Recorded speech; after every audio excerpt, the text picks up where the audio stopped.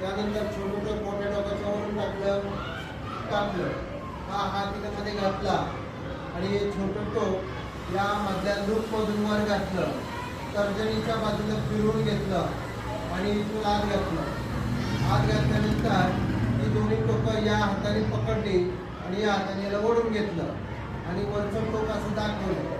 तर हा इथं फास, पक्का फास, यालाच म्हणतात गो लाईन ब्रेक. अग्निशमन दलाचे जवान कोणी पाण्यात पडला असाल तर त्याला वाचवण्यासाठी हा लूप तयार करतात, हा फास तयार करतात, त्या माणसाकडे फेकतात, त्याला त्याच्यात अडकायला सांगतात आणि वरती ओढून घेतात.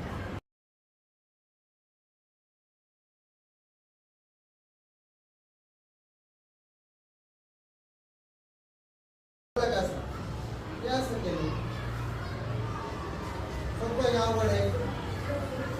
हे असं केल्यानंतर हा काढला, हे असं धरलं, हा काढलेला हात तिथं घातला.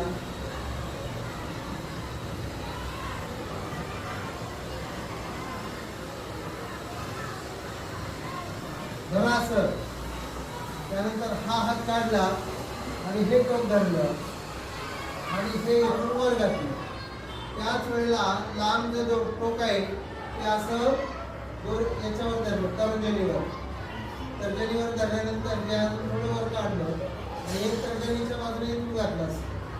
याला पूर्ण विळका घालून इथं खाली घातलं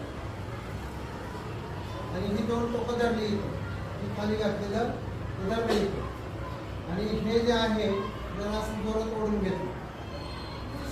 बघा किती छान दिसतं, दिसायला सुंदर दिसतं.